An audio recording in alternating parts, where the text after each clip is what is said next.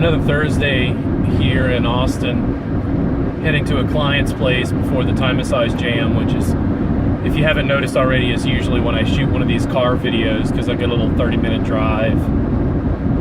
Chris Cornell passed away, apparently from suicide, from what I hear in the news, and there's lots of conversations going on about that. What it actually reminds me of is that recent sort of, not confession, but recently when I told people that I was going to counseling and everybody kind of got concerned, and I had to explain that, like, nah, everything's good, and then people are like, wait a second, why are you going to counseling if things are good? And I'm like, guys, I still have problems, I just have better problems. The problem with having better problems is, what do you do when you're trying to figure out how to take your money and reinvest and you're stressed because you don't know how to do that? Well, there's even less people to talk to because most people are just fighting poverty, right? It's a little bit more isolating, and I'm learning how to juggle. In the film Rising Low by Mike Gordon, he interviews like tons of bassists, and they talk about Alan Woody. Alan Woody was one of the musicians that I've seen live that absolutely changed my entire conception of music, and particularly the bass. Alan Woody passed away, and one of the bassists in the film said that, 1 out of 100 people can survive adversity, but only 1 out of 1,000 can survive prosperity. I don't want to be another statistic. And I'm not saying I'm contemplating suicide, because frankly I'm too busy doing my things to even consider it. I got stuff to do. I got stuff that fuels me and drives me, even at 40. Getting a little bit older and seeing people like Robin Williams, Chris Cornell, Hunter Thompson kill themselves, these are people that I admire. So it's a little sad to see them do that, but I always kind of go back to the fact that we don't really know what was going on in their lives. I wasn't friends with any of those guys. I don't know what they're really dealing with on a day-to-day basis, or what their family history was like, what sort of trauma they've dealt with in their life. So I don't even really try to make a huge amount of judgment about how they choose to depart. It's their choice. I'm not saying I'm glad about the result. I miss Robin Williams. I miss having him around on stage doing comedy and doing film. But I was a hospice volunteer many years ago. This is something I don't talk about all the time. During a 2-year period, I was doing tons of yoga, breathing exercises, cleansing, fasts, not eating for days on end. I was volunteering with hospice, and I was doing stand-up comedy in Baton Rouge all at the same time. It was a very sort of rapid bombardment of my ego from doing all those things together.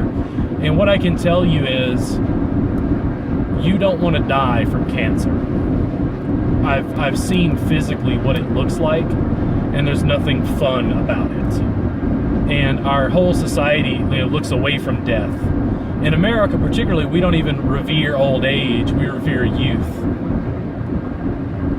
We revere what's new, what's fresh, what's the newest app on the cell phone. We don't even revere old age and mastery.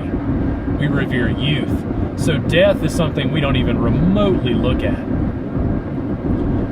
Everything in my life was sort of set in perspective because of that, because I had a very distinct sense that life was impermanent, that I only had so many years, and that if I wanted to have the life that I wanted to enjoy, and I wanted to enjoy my loved ones, I had to create it. And there was only a small amount of time. That's why I work for myself. I'm my own boss. The only people who get to order me around, so to speak, are my clients or students. I respond to what they've got to say, but I get up and work because it fuels me and it fuels my dreams as much as it fuels me paying my mortgage. Life is too short for me personally to do the 9 to 5 and live in a cubicle. I can remember times in college crying because I had no idea what I was going to do with a philosophy degree. And jokingly now, I tell people I was going to think deep thoughts about unemployment. What I couldn't have seen was I'd get into a car accident, become somebody who had to deal with chronic pain, and then figure out how to deal with it on my own because the legal and medical establishment mostly failed me. What I teach in Reboot is teaching people how to deal with chronic pain, and it's teaching massage therapists how to help people in chronic pain, and it's delivering a different service that isn't massage.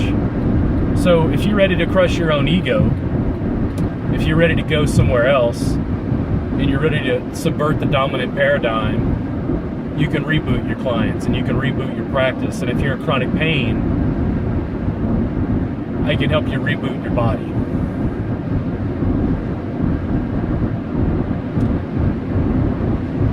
On the Massage Entrepreneurs Group, there's been increasing questions about how do I find clients? And I find the question to get sort of redundant because the answers are basically the same as they were 20, 30 years ago. You got a chair, you go out in public and you work on people and you talk to people and you network with people and you communicate with people and you engage and connect with people. Being that I have this phone and I'm in my car, I'm recording a video that I'm going to upload to my YouTube channel that allows me to connect with more people 24 hours a day because it sits on YouTube, probably something akin to forever, until forever ceases when we reach the singularity. It's just another form of connection. When massage therapists are asking how they find clients, okay, well let's take it back for a second. Like, how do other businesses find clients? How do other businesses find consumers? How do other businesses market themselves, sell their products and wares and services? By connecting with their target market. How did Whataburger start selling a hamburger? They set up a shop, they produced a burger and a burger experience that people wanted, and then people came in and continued to buy it. And then they opened a second location and a third location, and it became a franchise that's known all over Texas, and now it's slowly spreading. Massage therapists do it the same way. You provide a unique or superior service that speaks to your target market, and then things grow. It's not a matter of it's just paid ads, and it's not a matter of, well, my clients tell other clients, and it's not just a matter of creating a unique service that people communicate about, and it's not a matter of I post to Twitter and I run Facebook ads. It's all of those things. It's not one of those things. It's all of those things. The reason I talk about social media obsessively is like it's free. I have an entire industry of broke massage therapists who won't even take out their phone and make a video. And the bottom line is they go, well, I'm afraid. And I'm like, okay, that's cool. That's a great stepping stone to understand that you're afraid. So here's what I'm afraid of. I'm afraid of poverty. That's why I make videos, and I don't give a shit if somebody calls me fat or I mispronounce something or say something that's medically, scientifically incorrect because of my ignorance that I'm trying to deal with. So here's what hospice taught me. I'm not afraid of death. I'm afraid of not living well. That's what I'm afraid of. Because what I see in America is tons of mediocrity. That's what I'm afraid of. I'm not afraid of dying. I know I'm going to die. My question is, what sort of legacy am I going to leave behind? And I want to be the guy that's so revolutionized, that's so innovated the massage industry, that massage therapists around the United States and world take a moment of silence when I'm gone. Because I revolutionized the game, it'll never be the same again. That's something to live for. That's something to leave a legacy for. How do you reach out to clients and how do you get clients? You talk to people, guys. You have different skill sets. You have different focuses. You have different clients. You have different target markets. Talk to the people that you want to be clients. You're going to talk to 1,000 people and you're trying to get 5 of them to be clients. That's all. But you have to keep talking to 100,000 people to get the clients that are going to fill your practice. And once your practice is full, then you engage in a bigger piece of entrepreneurship, which is how do you scale beyond your labor? Do you open a place? Do you become an educator? Do you sell retail products, information products? What do you do? I don't know. Do you teach classes? I don't know. You tell me. But you have to initially get those clients in. yes, I do think Facebook ads are a good bang for your buck currently, and it allows you to work out directly to people that I think are within your target market if you learn how to tweak the ads and work with it. I think it's fairly affordable. But how do you get clients? Well, how do other businesses get clients? They set up shop and they advertise. They bust their ass to make it happen. There's no easy way to do that. Building a business is not something you're going to do overnight. If you're a massage therapist that's fresh out of school, listen, when you got out of school, here's what I'm going to tell you. I'd say on average, I'm going to make up a number here. This isn't based on science or any statistics. It's going to take you 5 years. You're going to run a marathon. So put on your goddamn shoes and get moving. And you don't have to run. You don't have to sprint. You don't have to run as fast as you can. You just got to keep going. It's not making one video, it's making 1,000 videos. You know, you're communicating your ideas, conceptions, thoughts. You're bringing people on your journey using your cell phone, which is free. I'm giving a social media talk at Lauderstein Conway on June 9th of 2017 this year, because they keep asking me to talk about this, because I'm becoming a sort of online mogul here in Austin because, well, frankly, nobody else is doing it. Because it's easy for me to tell you how to do it. It's easy for me to tell you how to be successful, but it's fucking hard. You have to execute. You have to bust your ass every day. You know, I'm recording a 30-minute or, however long video in my commute. Why? Because, well, I'd rather use this 30 minutes in a productive way.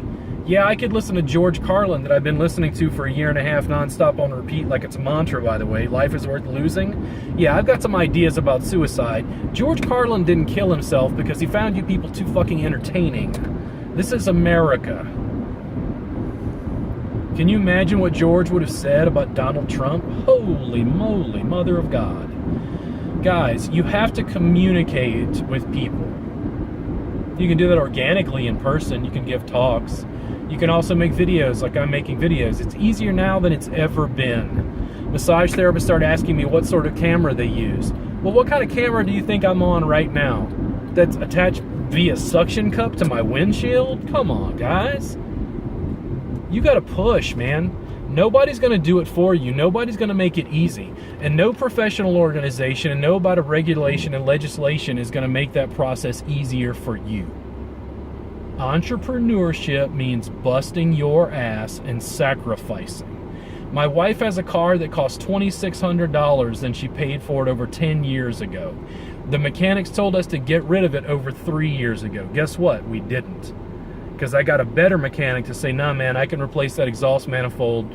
It'll cost me $40 at a junkyard, but I'll charge you $120. It runs on rubber bands and paper clips at this point. Why do we not get a new car? My wife could use a new car. You know why? Because I'm not going to put myself in debt if I can at all help it. You know how much debt is going to help me build my business? No, not at all. Guys, what you don't want to really hear is that it's hard work. And there's no way around that. And I can hold you, we can have a beer, and I can cuddle you if you need me to do that. And tell you it's going to be okay and stroke your hair. But here's the thing, you got to put in the work. Ask any primo athlete how they got there.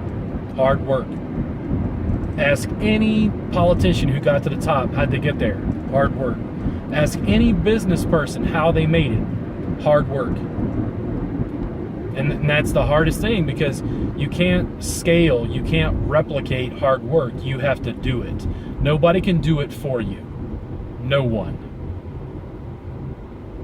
Anybody can pick up the brush and slap on some color and start painting.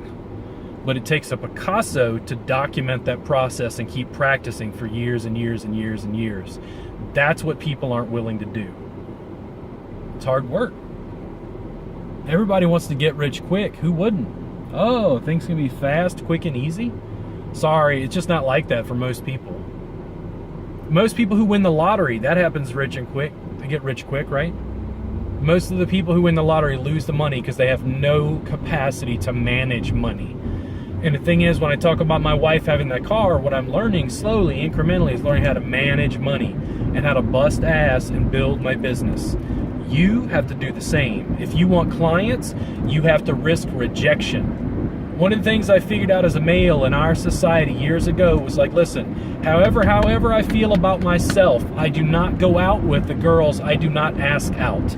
Which means, what, you're going to reject me? Okay, well, your friend will still go out with me, so I'm going to ask anyway. And you ask out women that you want to go out with. And that's how I wound up with my very lovely wife. Because you take risks. You talk to people. You communicate with them. Business is not that different. Don't be offended when somebody doesn't want your product or service. Keep pitching it. You have to find your customers and figure out who your customers are and refine your message the way Picasso refined his art so that it was unique to him, so that it stood out. I'll see you again soon. Get out there and bust it. RobertGardnerWellness.com